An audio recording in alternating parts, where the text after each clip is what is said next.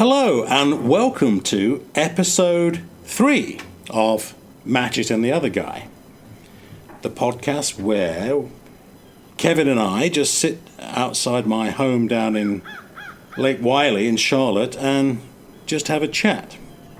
We never really know the direction of our conversations and where they're going to go, but that doesn't really matter, I don't think. And one thing that has become apparent over the last couple of podcasts that we've done, Kevin, is I never know what we're going to talk about. You have a topic in mind. Not that we ever really stick to it very much anyway. It gets us started. It gets us started. So, to get us started, what are we talking about today? Well, I had a bit of a curiosity, especially in the situation we're all in right now, and things that we're kind of missing and looking forward to doing again once things get back to, quote, normal, is I miss going to live concerts and such, which made me think, what was some of your concert experiences as a younger man, or maybe your first one, or some that really stuck out and that have stayed with you all these years? Yes. Well, I used to go to a fair number of concerts, actually. It was my friends and I really liked music. I mean, young folk always like music, right? It kind of forms your identity as a teenager, absolutely. I think it does. And some of the best concerts were actually at Loughborough University, which Loughborough University at the time was not a particularly big concern. Now Loughborough University has grown to become this great icon of engineering excellence in England, and also sports, track and field sports. But at the time when I was a young man, it was nowhere near that. But they used to have at the student union every week, almost invariably, would be a band playing there. And it was a very small venue. Weekly, that's great. Yeah, pretty much. And of course, it was very affordable to get in. It was just around the corner, so the whole thing was very attractive. But I would say one of the most memorable concerts that I went to see was at Birmingham, at the NEC, the National Exhibition Centre, big place down in Birmingham, about 50 miles away, thereabouts, I would say, from where I was living. But it was Mike Oldfield doing Incantations. Oh, really? The album, yes. And I'm not familiar with him at all, so you'll have to educate me. Mike Oldfield is best known for Tubular Bells, which was the music used on The Exorcist, which, as you're a movie fan, yes, the opening music to The Exorcist was Tubular Bells from Mike Oldfield. And wasn't Tubular Bells the album that launched Richard Branson? Exactly. That's the one that shot him straight into where he is now? Yes. Well, Branson found Oldfield, and that's right. That's where that relationship began. Gotcha. But Mike Oldfield is a musician far more than he is a vocalist. There are all vocals on some of his work, not on all of them. But Tubular Bells, of course, launched him and Branson to great success. And what year was that? Do you remember when that was released? I'm going to say it was early 70s, like 72, 73, Sounds about right. Somewhere around there. Yeah. And then the album, I might be wrong, but I think his next album after that was this long, I think it was a double album called Incantations. Okay. And just mesmerizing music. But it was very, very rare for Mike Oldfield to do concerts, and he was doing this concert in Birmingham, so we went to Birmingham to see it. But what makes the concert stand out to me was on every seat in the stadium was a piece of foolscap paper, A4 in England. I'm not sure, just a regular printer-sized piece of paper you'd get in the States. Okay. What is that size? Just letter size. Absolutely, yes. It's called A4 in England and letter that's size. That's right. I see it on my computer when you can choose sometimes. There's a very small size difference, actually, but that's, by the by. I think A4 is annoyingly just slightly bigger than letter size. Just so we can never get them to line up properly. That's right. Just enough. Yeah, just to keep us separated. Enough. Yeah, just to create a problem. But anyway, on this sheet of paper on each seat, it had been printed with the layout of a paper airplane. It had the fold marks to make a paper airplane, or a paper dart, if you like. Okay. Fold here, fold here, fold here. So you have your instructions. So everybody had their own paper plane, and as the concert began, the stadium was just full of these paper planes flying around as people were finding them. Then they picked one up off the floor that somebody had thrown towards them and fly it back. So right through the concert was this wonderful sort of air display of paper darts. That's why it sticks out more than the music, but the concert was terrific. How about you? Well, actually, my very first one was in '86, Yeah. and it was Simple Minds. You remember Simple Yes, Minds? yeah, They, yeah. they had just. It was early '86, so they were coming off their success of being on the Breakfast Club soundtrack, which they'd been around before that. Yeah. But this was in Florida, and I was kind of a late bloomer to concerts. I've gone to so many since, but this was my junior year in high school, and one of the guys I worked with. He wanted to go see him down in Tampa. We lived in Leesburg, which was just above Orlando, so it was a little bit of a drive to Tampa. But remember, we went in his custom VW Bug down there, and it was at the Curtis Hickson Center or Convention Center or whatever, which is actually, in old rock terms, some people will know that's where Janis Joplin was arrested in 1969 Is that in right? Tampa. So the same building. So here it was about 17 years later, but Famous for. famous for it. I don't think the building. I think the building is probably long demolished. But that was my first concert ever with Simple Minds. And then, really, I guess technically, you always say, well, who did you ever see first? Well, since they had an opening act, Yes. actually, I saw The Call first because Okay. The Call opened up, and they were known for that song, And the Walls Came Down. It was played fairly regularly in early MTV. It was a black and white video, really good. Yeah. In fact, they're kind of an underrated band. The people that know them love them. But Michael Bean was the singer and did phenomenal work. And he was actually in The Last Temptation of Christ. He was in the movie. He was cast as an actor in that. yeah. He's since passed on. But so I saw The Call with Simple Minds back in '86 was the first one. Yes. One of my most memorable concerts at Leicester, which is another fairly close town to where I grew up, at a place called De Montfort Hall. De Montfort Hall was the big concert hall in Leicester. And it was Blondie. Oh, So a lot of bands. What year would this have been? I've got to say again, it was mid-'80s, 83, 84, Yeah, still somewhere fair. around there. Yeah, they've been around for a little Yeah. while, but still. It was Parallel Lines Okay. era. Yep. And remember, I've just said that the town is pronounced Leicester. Uh-huh. And it's spelled Leicester. Excuse me, but pronounced Leicester. And when Debbie Harry came on the stage, there's a great round of applause. Hooray, the lights came up and, the band's on stage and Debbie Harry walks on and she's looking absolutely spectacular. And she walks to the microphone. She says, "Good evening, Leicester." Boom. Crickets. Yeah. The what now? But once we got over that, the concert was great. Yeah. And you have to feel for these acts that Oh, of go from course, city yeah. to city, and they never know where they are. And I'm sure half the time they literally have in bold letters on the stage, Cincinnati. Yes. So they don't say, "Hey, hello, Yeah. Cleveland," or whatever. Yeah. But yeah, I had the similar experience. Happened one time at a show with. It was a multi-show, but it was Bret Michaels with Poison came out, and he thanked the radio station for putting on the show. Well, it was a totally different radio station. But he did come back out a few minutes later and own up to it. He said, "Hey, it was my fault." And he had the banner of the actual radio station that did put it on and said, "We really want to thank these guys."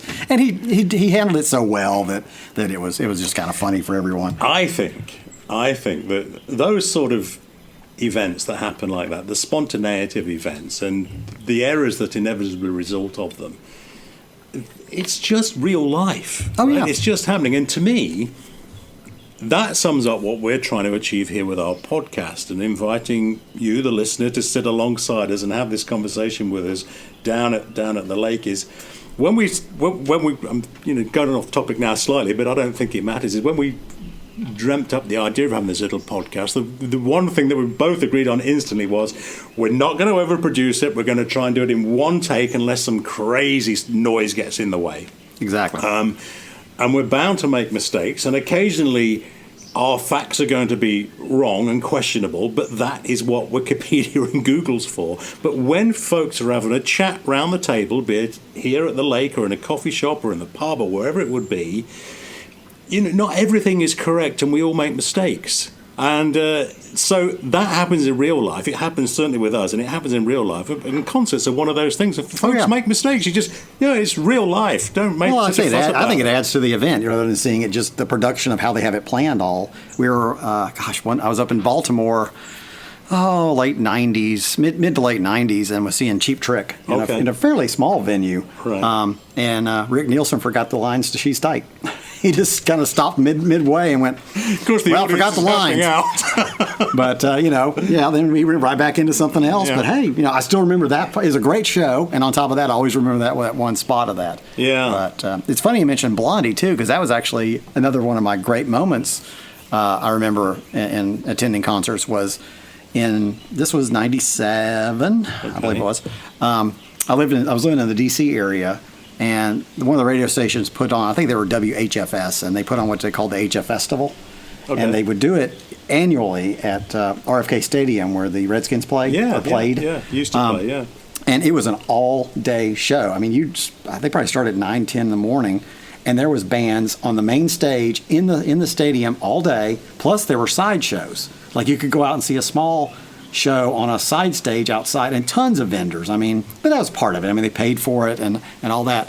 But it was the first time Blondie had performed together since the early to mid 80s. They reunited at that show. And I was kind of down front on the floor and got to see him walk out and say, hi, you remember us? And I was like, yes, we do. And so I could say I was there when, that was a neat experience. And it was just a great day. Lots of great fun and everything. I get the impression that the way that the music industry has organically progressed over the decades, bands that disbanded have found new life by touring again.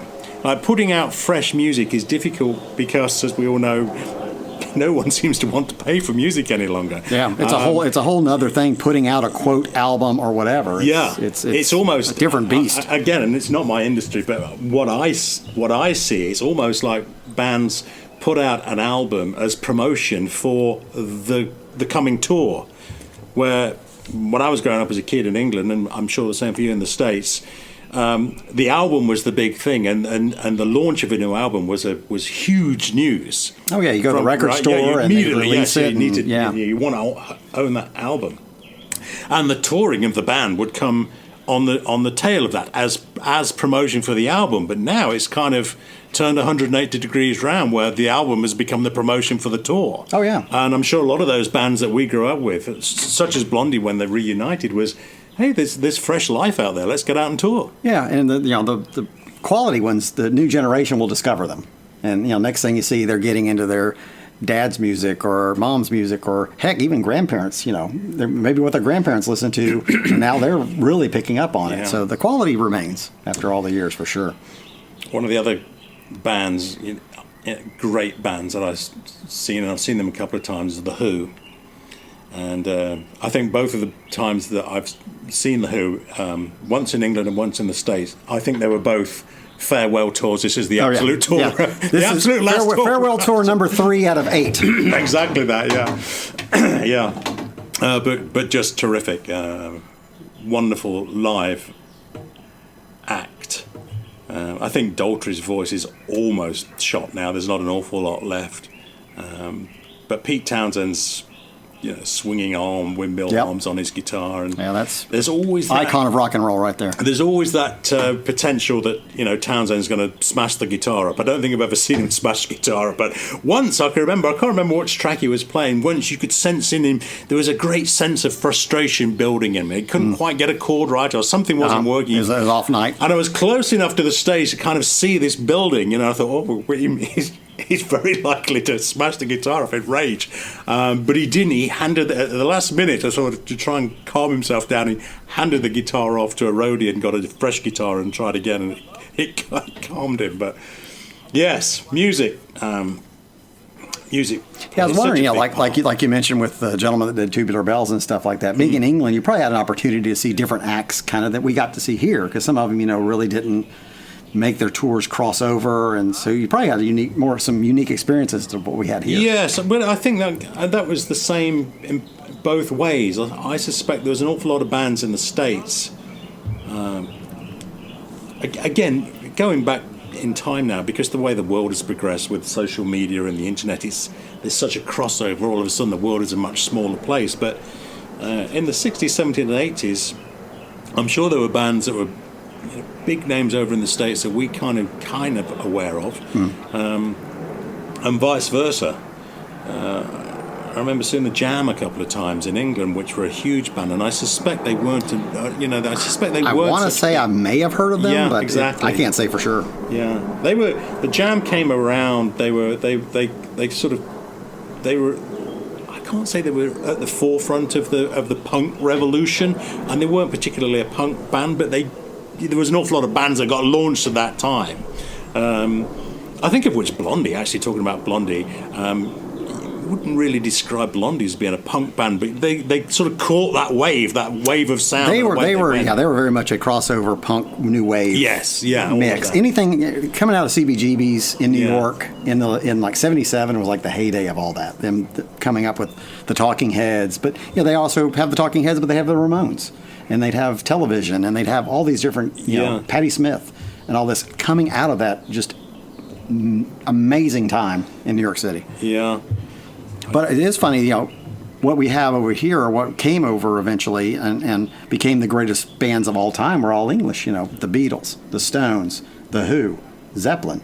So that's a lot of influence coming over. Pink Floyd, did you mention Pink Floyd? I did not, but there's another one, exactly. Yeah, no. Yes, it's... I can't really explain why there were so many incredible bands that came about at that time, but you're absolutely right. There were some massive numbers, like you say, the massive bands, the Stones, for example. One band, which I'd love to see but never have seen them live, is the Stones. It's Stones, I've really? never seen. Have you seen this? I've seen them twice, actually. Wow. The Voodoo Lounge tour and the 40 Licks tour. So those two, Yeah. I was watching the Martin Scorsese movie, actually, the other day, which, when was that filmed? I want to say it was like around 2000 from New York. Was it two concerts they did in New York, and Scorsese did a sort of amalgamation of those two concerts? I'm not sure on that one. Well, we'll have to. That's what Google and the internet's for. But that's really the first concert, and I watched it twice. I thought, wow. And my takeaway from watching the band playing, albeit only via the movie, every single member of the Stones, they're almost perfect caricatures of themselves. Oh, yeah. Especially Keith Richards. I mean, when you watch Keith Richards, he looks and sounds and acts. If you wanted to create a character of Keith Richards, it'd be Keith Richards. You couldn't do better than that, could you? And then Charlie just sits back there, like tracksuit, zipped all the way up, and he just plays and is quietly watching everything going on. And he'll, I understand he's that way in life too. Once a tour is over, he goes back to his little cottage somewhere in England, I guess it is, and lives a very quiet life. What a contrast between him and dear old Keith Moon when he was alive playing with the Who. When you look at two drummers, Mooney. I mean, Mooney like I knew him. Mooney just absolutely out of control, seemingly all the time. Right? I mean, if it was you had to pick one character that was breaking hotels rooms up and throwing the TV out the window, it'd be Keith Moon. Right? Yeah. And I think there's been long talk about somebody, doing a biopic movie about him, but I've kind of been looking forward to it, but it hasn't shown up yet. So hopefully they will. We'll actually get that done. Was it Keith Moon that tried to organise in his home that we would have a permanent party happening, so that when he went away on tour, the party was financed so it would keep happening, for days and days. So when he came back, he could just go back home and there was a party unfolding because he was financing it. Yeah. I wouldn't doubt it. I would not doubt it. Great, great. Two great drummers, but what completely different, contrasting personalities there. Yeah, and it's funny. I'm the opposite. I've never gotten to see the Who. Yeah. So, and now there's not much of the gentleman left. So. Yeah, not much of that. Poor old Daltrey's voice, as I mentioned before. But boy, his career isn't over, is it? I could say he had a great career. His career is still happening, but yeah, he's paid for it with his voice. That's for sure. Well, and the one that I always, of all the shows I've ever been to, and there've been many great ones. The one act I missed or hate that I missed was Bowie. I really would love to have gone back and seen Bowie. Yeah. So if you could pick one band, with the magic of podcast and the internet, if you could zoom back in time to see one band, it'd be Bowie. Probably, because I have seen a lot of the others. Yeah. I have seen the Stones, seen Elton a number of times. Billy Joel is one of my favorites. I've seen him numerous times, and still, he's always put on a fantastic show from beginning to end. It's just great. I think for me it'd be the Beatles. I would love to have seen the Beatles. Yeah, it would have been great to see. On those early days. Yeah. But yeah, of course, that's what I look at. I look at the ones you can't regret the ones that you weren't alive to see. It's like I wish I'd have seen them in 1960. Well, I wasn't alive in '64, so let's not linger on that. I probably could have seen Elvis had I had a mom that was like obsessed with him in those mid '70s. I would have been very little, but she probably could have drugged me to that show, and I wish I could have. But obviously, he died in '77, and I was all of 8 years old at that time. So. Well, the good thing about the Beatles is they have been so well documented over the years that even though we haven't seen them, and countless tens of thousands, I'm sure now, would still love to see them, you can go back and see those concerts, and the quality of the restoration on the early footage is incredible. The Beatles anthology programs, for example, there's so much stuff out there that I think we all seem to know the Beatles, even though we've never seen them, right? Never saw them live. But well, the technology isn't too far. I mean, they've been doing it for a number of years, where they do the hologram type things. I don't think it'd be too long before they may actually do a tour like that, where it's a whole it's seeing a Beatles show live, and it's going to look three-dimensional on the stage, and you're seeing it's a recording of what it was, but you kind of are there. Wow. I wouldn't doubt if they don't do a whole show or series of shows with somebody like that. I think the nearest I've got to that experience would be in Vegas, seeing the Beatles Love show. Okay. Reenact people that personify. Well, it's really a Cirque du Soleil show. Oh, okay. So gotcha. lots of acrobatic dancing and visual effects and whatever. But it's a show that uses Beatles music and Beatles soundtracks, and the guys talking, and they with a wonderful sound system, sort of have all four talking from different points in the auditorium, and they're just silhouettes of them. But yes, I agree with you. I think before much longer, the idea of putting a show together with folks that are long gone, unfortunately, not all of them, but the ones that are missing, to have them back on stage is a possibility, especially when I keep hearing about the technology now,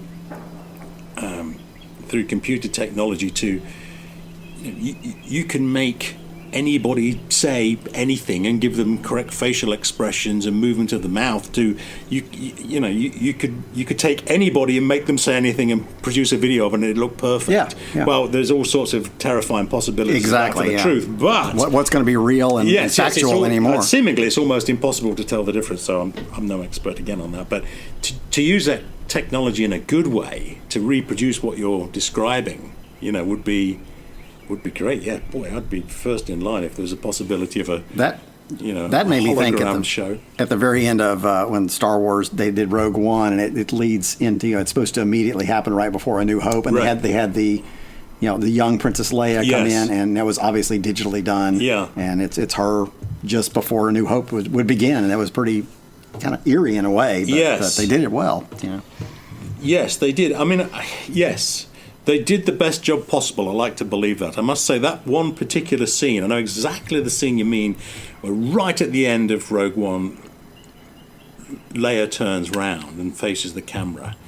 It just looked a little bit to me, and I wished, if it was down to me, I would have had her simply not turning around, so you just saw the back of her and leave it at because you know who it is. You know who it is. There's no question of who it could be. But I think Rogue One is a terrific movie. And the ending with Vader just going crazy, to trying to get hold of that information as it's being given towards Leia, with his lightsaber, I think is. I wish that they extended that scene even more, with really showing Vader absolutely 100% angry and ripping the ship to pieces, trying to get to it before it was too late. But I do wish, yes, in hindsight, I think they would have been better off not trying to show Leia's face. But hey, that's just me. Yeah. We'll have a discussion one day maybe about sci-fi. For another day, yeah. What was your first show when you came to the States then? Do you remember? Or did you happen to see any while you were working in the day? Of course, I'm sure you all were just so booked up. It's hard to get away and do anything. Oh, in racing, you mean? Yeah, No, or when you're on holiday afterwards or anything like that. No, I didn't. And really, in my time of racing in the pit lane with Benetton, I can't ever remember there being any acts playing like there is now. It's a relatively new.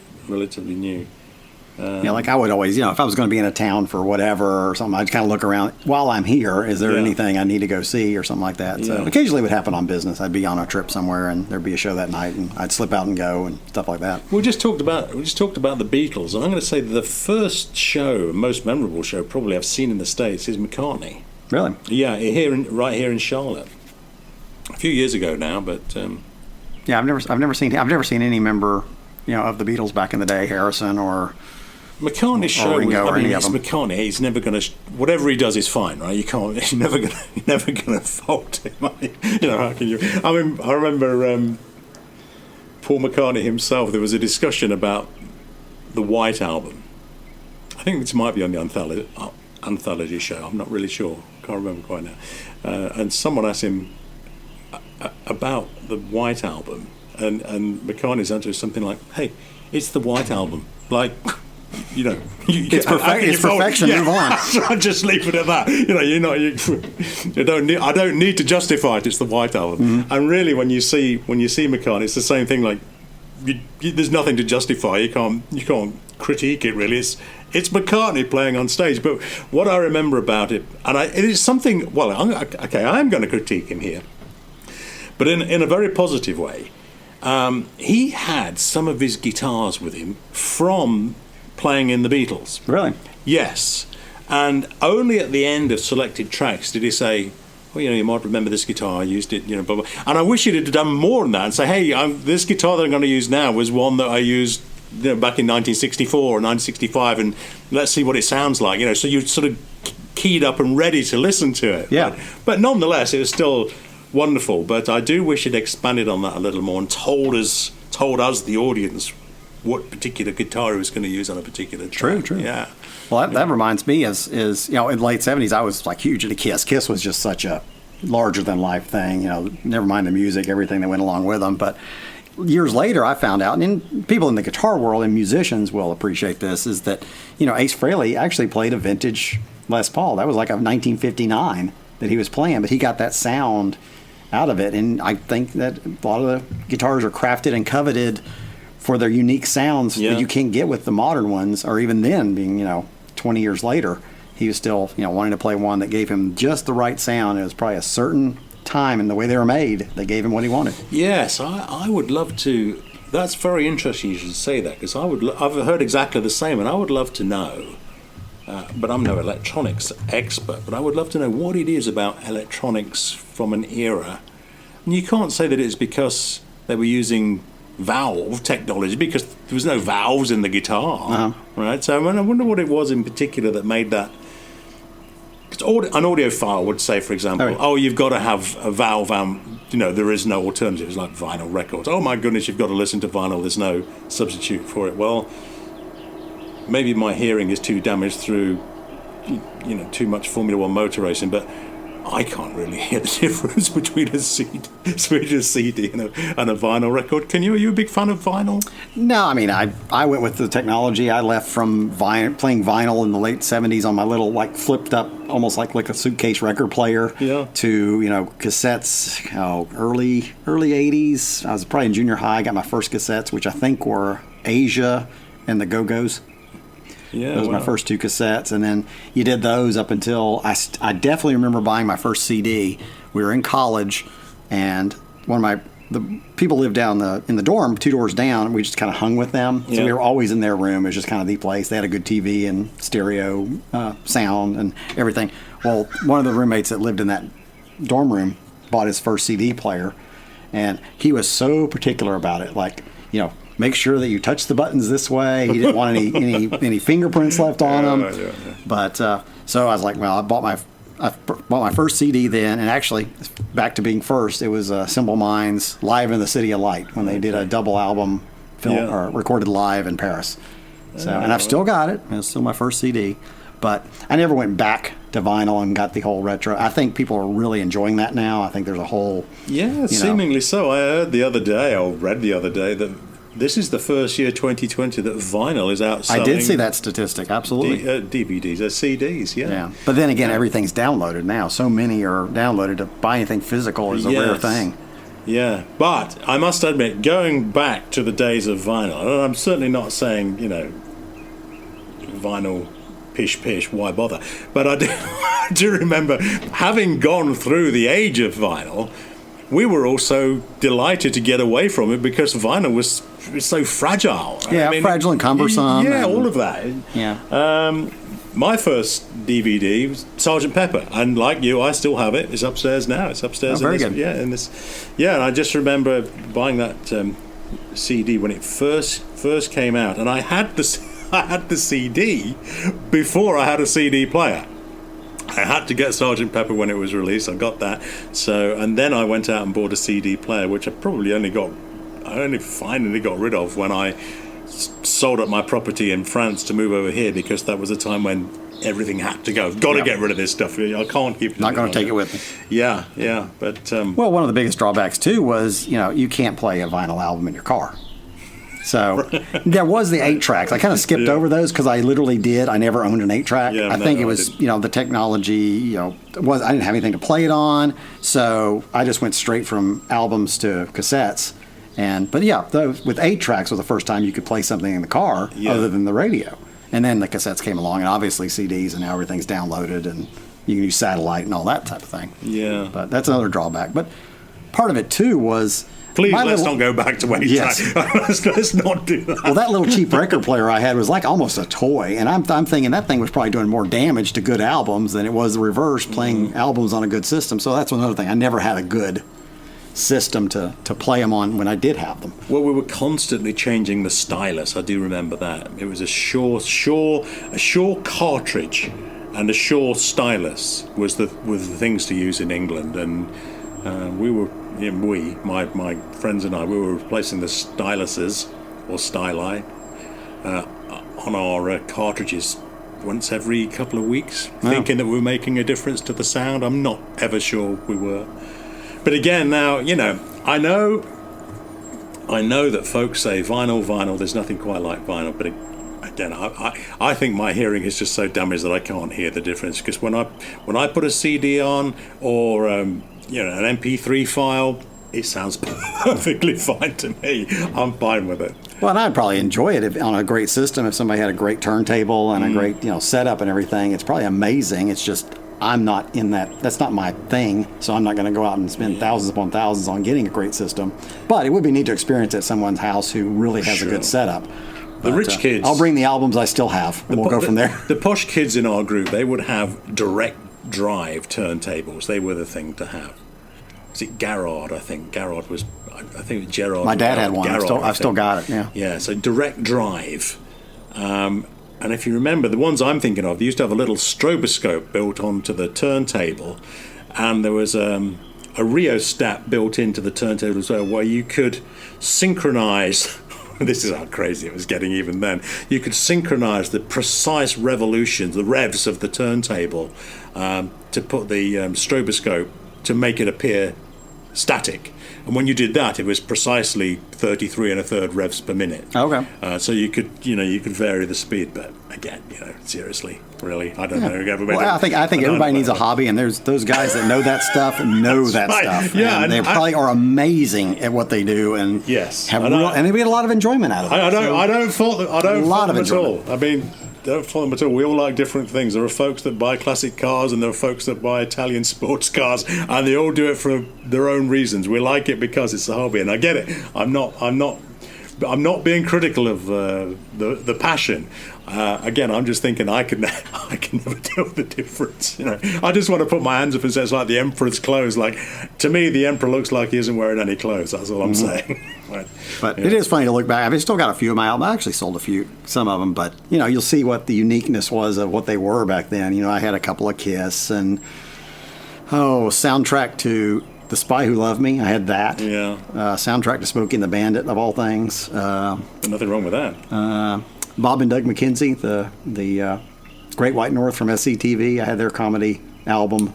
Stuff like that. At the time, much unlike now because of the physical size, but the album cover itself was a big part of the experience of buying the album. That we've lost. That was a really, definitely, really piece of art, literally a piece of art Yeah. that you could enjoy. And there's an experience to buying something, putting it on, listening to it, looking at that for the first time. Flipping through the photographs if it was a big album. I remember the Who's liner notes might be in it. Yeah, the Who's Quadrophenia had, when you opened up the double album, there was the photograph book in there with about, I want to say there's probably 15 or so really cool photographs in there.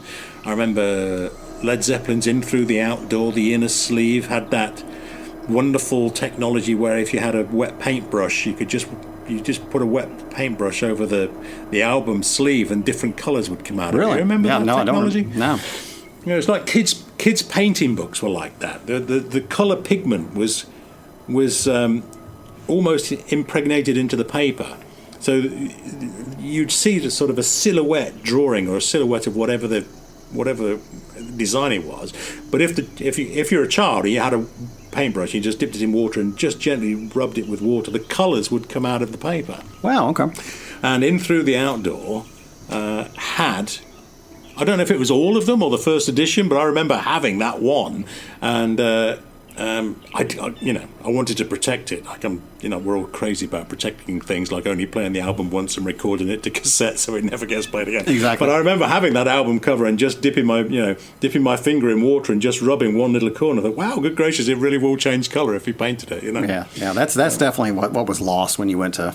Obviously, cassettes and even CDs were that much bigger. And you just lost that grandeur of a great album visual cover. or rendering or photograph or whatever that has become iconic. So, yes, I'm thinking Physical Graffiti was the same way, right? If you the album cover for Physical Graffiti had the apartment building, like a brownstone apartment building, and the inner sleeve had the letters Led Zeppelin Physical Graffiti, and when you slid the inner sleeve in, they had the windows of the buildings cut out, so you could see Physical Graffiti written within the windows of the apartment building. Yeah. Again, probably something I never held in my hand, so I never got to see it. Yeah. Yes, albums.